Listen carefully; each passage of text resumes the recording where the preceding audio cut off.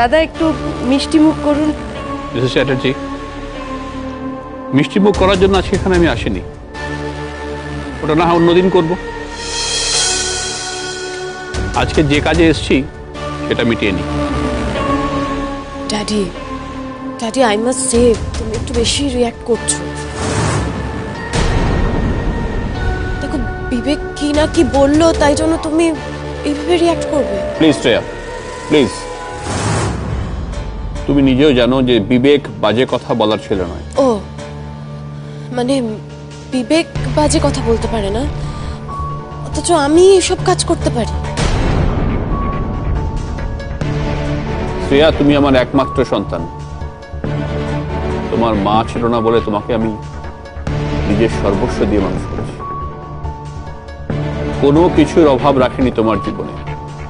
হ্যাঁ, তার জন্য তুমি একটু বকে গেছো, এটা ঠিক, কিন্তু সেটা মেন ইস্যু নয়। আসল ব্যাপার হলো বিশ্বাস। শ্রেয়া, আমি তোমায় সারা জীবন বিশ্বাস করেছি।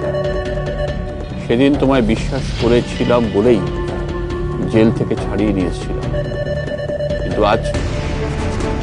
আজকে সেই বিশ্বাসের ভিত নড়ে গেছে। ড্যাডি একদম সত্যি কথা বলছি শ্রেয়া, বিশ্বাস করো। আজকে আমার মনে হচ্ছে আমার বিশ্বাস আমি অপাত্র দান করেছি।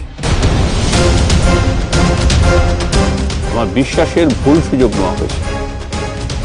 এটা নিয়েছে আমার সবচেয়ে আপনজন, আমার মেয়ে। মশাই, আমি বলি কি, আপনি একটু মাথাটা ঠান্ডা করুন। আপনি বোধহয় শ্রেয়ার প্রতি একটু বেশি হার্শ হয়ে যাচ্ছেন। আপনি বলুন না যে শ্রেয়া যদি সত্যি কিছু করতো তাহলে কি পুলিশ ওকে ছেড়ে দিত? আপনি ভুল করছেন। Daughter in law of Kaushik চ্যাটার্জিকে পুলিশ ছাড়েনি, ছেড়েছে ডটার অফ রণজিৎ চৌধুরীকে, আমার মেয়ে বলেই। সেদিনকে শ্রেয়া এত কুইকলি ছাড়া পেয়েছিল।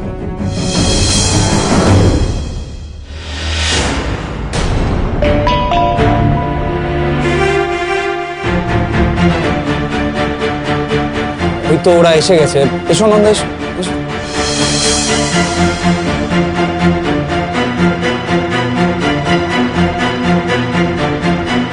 এসো মা, এসো, আমি তোমাদের জন্য ওয়েট করছি।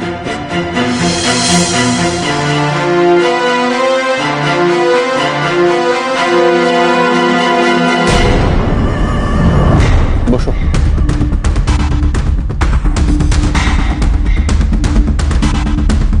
তোমার শরীর ভালো আছে? হ্যাঁ আঙ্কেল, থ্যাংক ইউ।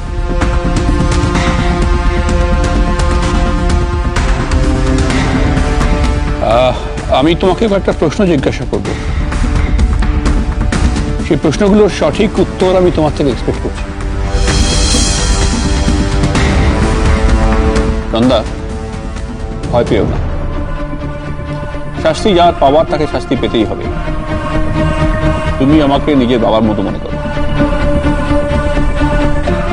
নন্দা, একদম একদম অকপটে বলো তো, এই বাড়িতে কে তোমার সাথে কি অন্যায় করেছে, যার জন্য তুমি এত বড় একটা স্টেপ নিয়েছিলে?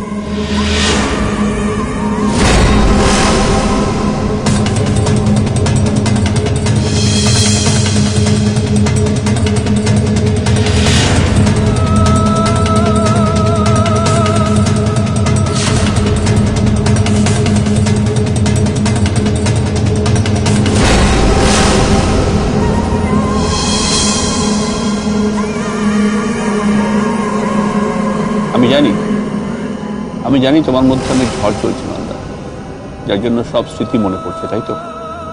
জানো তো নন্দা, সবাই বলে না যে ওই খারাপ স্মৃতি ভুলে যাওয়া উচিত। আমার তা মনে হয় না, আমার ঠিক উল্টোটা মনে হয়। আমার মনে হয় যে খারাপ স্মৃতি বেশি করে মনে রাখা উচিত, তাতে ভালো করে বাঁচার জেদটা বাড়ে। উনিও তো ঠিক দিদির মতো কথাটা বললেন। তাহলে কি উনিও সত্যি আমার ভালো চান? দেখো নন্দা, আমি তোমার ভালো চাই বলেই বলছি। তুমি ভুলে যাও যে আমি শ্রেয়ার বাবা। আমার সামনে না একদম সবটা খোলাখুলি বলো। যদি শ্রেয়া কোনো অন্যায় করে থাকে তুমি সেটাও বলো। ড্যাডি ড্যাডি তুমি কিন্তু এটা ঠিক করছো না। তুমি কিন্তু সবার সামনে আমাকে ইনসাল্ট করছো। বেশ, পছন্দ না হলে চলে যাও, যাও এখান থেকে চলে যাও, আমাকে ওর সঙ্গে কথা বলতে দাও।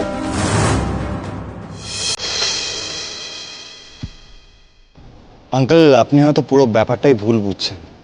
আসলে আমার please, I don't want to talk to you. দাদা, তুমি কি এখানে আমার সাথে কথা বলতে ভয় পাচ্ছ? আনকমফোর্টেবল লাগছে, ডিস্টারবেন্স হচ্ছে? দেন আমরা ইউ ক্যান টক সেপারেটলি, আলাদা কথা বলতে পারি। না, সেটা নয় আঙ্কেল, আসলে আমি তোমার দ্বিধার কারণটা বুঝতে পারছি নন্দা।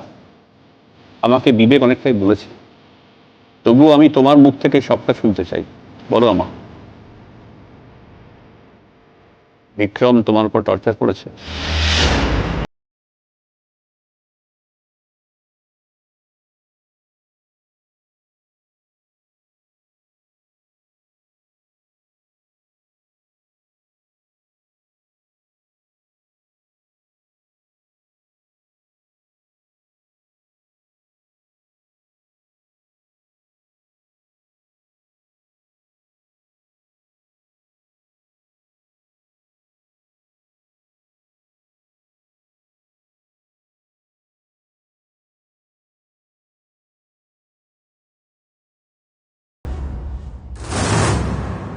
আর যখন সেটা হয়নি, তখন এখনো ওদের মধ্যে পাপ লুকিয়ে আছে।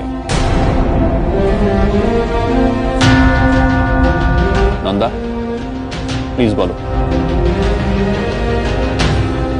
আরে নন্দা, বলো বলো, ওনাকে বলো। তোমার যা যা বলার আছে ওনাকে বলো, কিচ্ছু হবে না। Believe me, you are safe. Vikram, তুমি বোধহয় ভুলে যাচ্ছ যে বিজনেসম্যান হলেও আমি LLM করেছি। বিজনেস করার আগে আমি ওকালতি করতাম।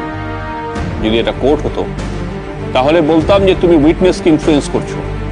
তাই বলছি, একদম চুপ করো, just shut up. Nanda, please বলো, আমি সবটা শুনতে চাই।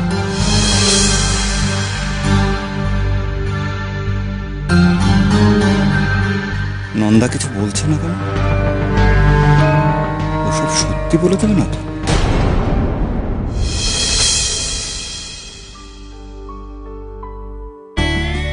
তুমি কখন এলে?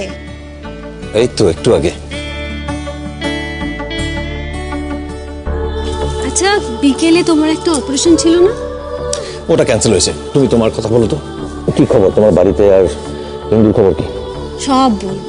বড্ড টায়ার্ড হয়ে গেছে, আগে একটু ফ্রেশ হয়ে নি, তারপর আবার পিসিকে হেল্প করতে হবে কাজে। হ্যাঁ, আর অত কাজ করতে হবে না তো, কাউকে হেল্পও করতে হবে না। কাল থেকে তোমারও কম ধকল যায়নি, কম ঝামেলা যায়নি এইবারে। তাই এখন শুধু তুমি আর আমি। আচ্ছা, সেই জন্যই কি ডাক্তারবাবু হসপিটাল থেকে তাড়াতাড়ি চলে এসেছেন? বলতে পারো। তাহলে তো এটা খুব অন্যায়, মানে বিয়ের পর ডাক্তারবাবু আর কাজে কনসেন্ট্রেট করতে পারছেন না, খুব অন্যায় এটা। অন্যায় তো বটেই, আমার খুব প্রবলেমও হচ্ছে জানো তো। কাজে কনসেন্ট্রেট করতে পারছি না, সারাক্ষণ খালি মনে হয় কখন বোর কাছে যাবো, কখন বোর কাছে যাবো। আচ্ছা, ওই তোমার অপারেশনটা ক্যান্সেল হলো কেন? আচ্ছা, এসব হসপিটালের কথা পরে হবে। এখন শুধু তুমি আর আমি। তোমার আর আমার মধ্যে এখন আর কেউ নেই, শুধু আমরা দুজনে। আমি জানি না আঙ্কেল তখন বিক্রমের কি হয়েছিল। মেবি চাকরিটা চলে গিয়েছিল বলে হয়তো ডিস্টার্ব ছিল।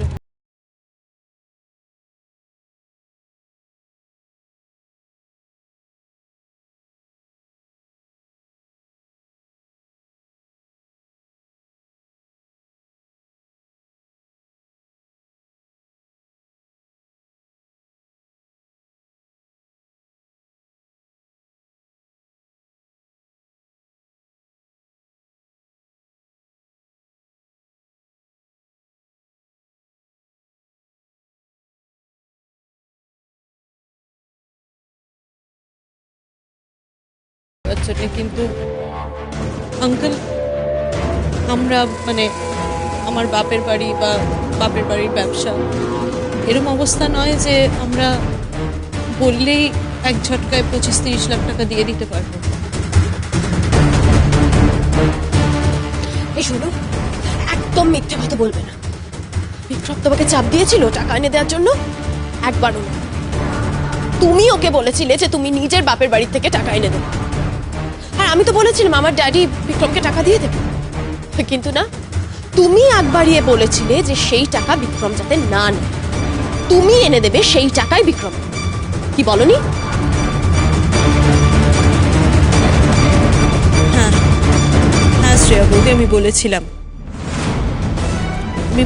আঙ্কেল।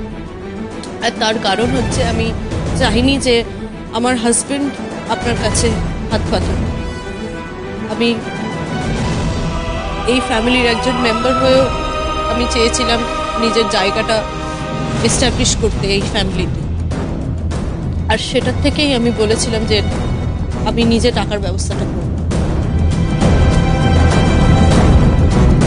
কিন্তু সেটা যে আমাকে পরে এত বড় একটা প্রবলেমে ফেলবে সেটা আমি বুঝি।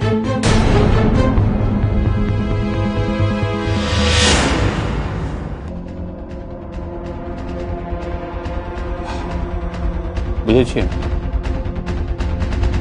দেখুন রঞ্জিত বাবু, আমি জানি না আপনি এইসব পুরনো কথা কেন বারবার তুলছেন। কি কি কি লাভ এতে বলুন তো? না, লাভ তো আছে। একটা মেয়ের উপর এতগুলো অত্যাচার হলো, এটা তো অন্যায়। অন্যায়ের বিচার তো প্রয়োজন। শোনো বিবেক, যা হবার তো হয়ে গেছে।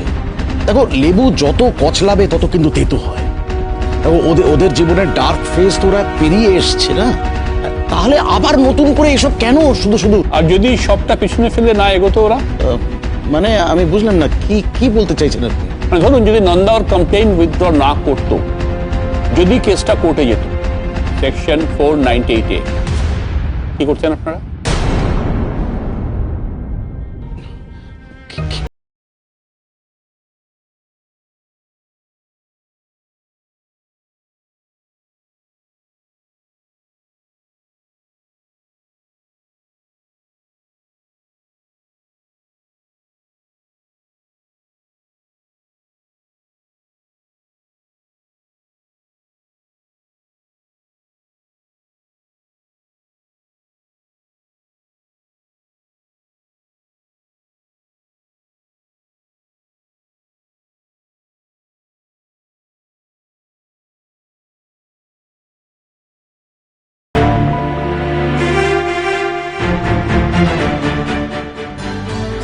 না না, আপনি ভুল বুঝবেন না দাদা, আসলে ঠিকটা একটু আমার বুঝিয়ে বলবেন। এত কিছুর পরেও আপনি ছেলের দিকেই থাকতেন, তাই তো কৌশিকবাবু? দেখুন, সেটা তো স্বাভাবিক, কোয়াইট ন্যাচারাল, তাই না? আপনি হলে কি করতেন বলুন তো? আমি হলে আমার ছেলেকে বাড়ি থেকে ঘাড় ধাক্কা দিয়ে তাড়িয়ে দিতাম।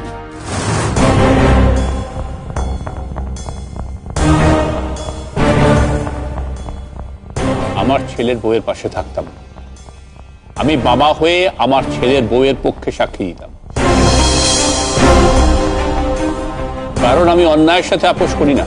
ড্যাডি, ড্যাডি, তুমি নন্দাকে কতটা চেনো? তুমি ওর হয়ে এত কথা বলছো। কি জানো, ওর মতো স্কিমিং মেয়ে আরেকটা নেই।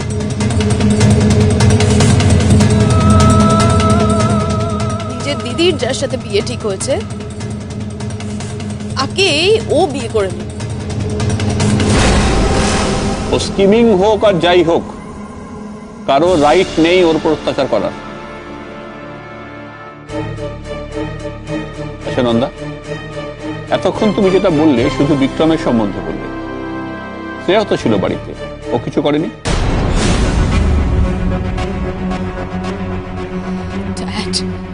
ড্যাডি, সিরিয়াসলি তুমি আমার ব্যাপারে ওকে জিজ্ঞেস করছো?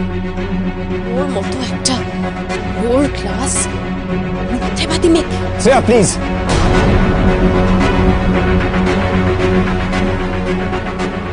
অনেক কথা বলেছ, আর কথা বলো। এই ক্লাস ডিভিশনটা না তুমি করো, আমরা কেউ কিন্তু করি না। আমারও তো মনে পড়ে না শ্রেয়া, কখনো তোমাকে ক্লাস ডিসক্রিমিনেশন শিখিয়েছি? তাহলে এগুলো শিখলে কোত্থেকে? যাই হোক নন্দা, তুমি বলো, যখন তোমার সাথে এই ঘটনাগুলো ঘটেছিল তখন বাড়িতে কে কে ছিল?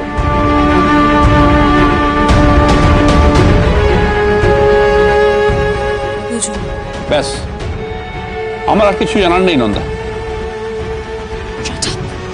Just shut up Nanda. How dare you? Shreya, Shreya, আমি এখানে বসে আছি। ড্যাডি, তুমি আমাকে বারবার এইভাবে থামিয়ে দিতে পারো না। মিথ্যেবাদী মেয়েটা কিন্তু বুঝে গেছে তুমি আবার ড্যাডি হলেও sympathetic। আর সেই সুযোগটাই ও নিচ্ছে। ড্যাডি ড্যাডি, আমি তোমার মেয়ে, আমি এরকম কিছু করতে পারি বলে তোমার মনে হয়? হ্যাঁ হয়। তুমি এটা অস্বীকার করতে পারবে না শ্রেয়া যে যখন নন্দাকে একটা ঘরে আটকে রেখে ওর উপরে টর্চার করা হচ্ছিল তখন তুমি এই বাড়িতেই ছিলে।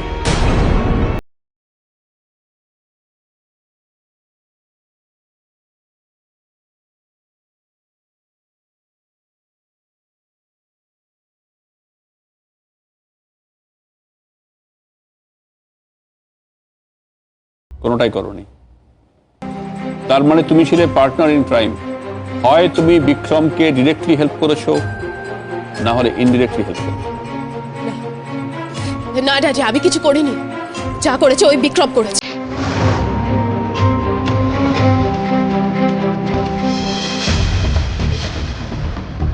আমি বিশ্বাস করি না। যখন বিক্রম এসব করছিল তখন তুমি কি করছো? কিছুই করিনি। আরে বাবা, আমি কেন ওদের হাজবেন্ড ওয়াইফের মধ্যে পড়বো?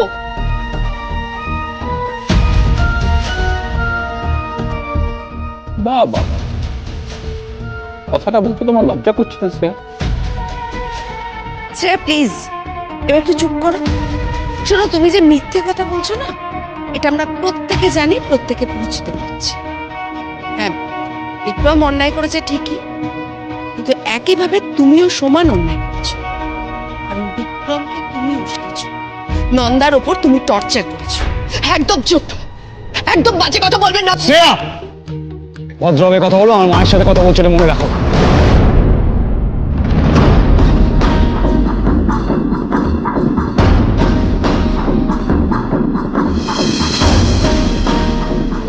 আচ্ছা শোনো না, কাল তোমার একটু সময় হবে? কেন বলো তো? না, কালকে ওই ইন্দুর একাডেমিতে একটু যেতাম, তুমি যাবে আমার সাথে? শুনছো আমার কথা? শুনছি তো, বলো না। ওই শুভময় ব্যানার্জি, ওর বিষয়ে আমার গেসটা একদম ঠিক। গুড, তাহলে যখন জানা গেছে শুধু পুলিশে দেওয়াটা বাকি আছে। ঠিক আছে, আমি এসিপির সঙ্গে কথা বলে নেব। না না না না না, এত তাড়াহুড়ো করলে চলবে না।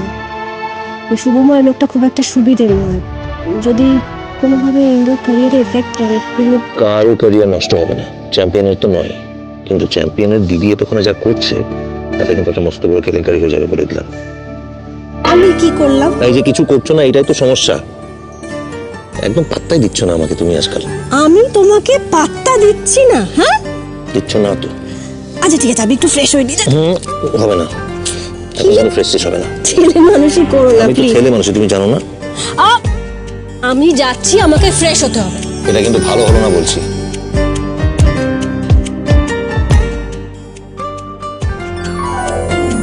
এখন যাই, পরে পুষিয়ে দেবো। আনন্দি,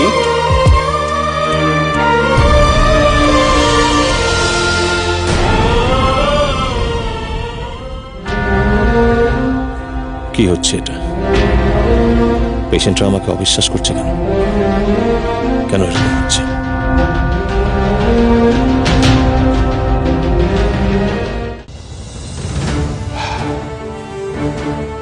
আমার যা বোঝার ছিল না, বোঝা হয়ে গেছে।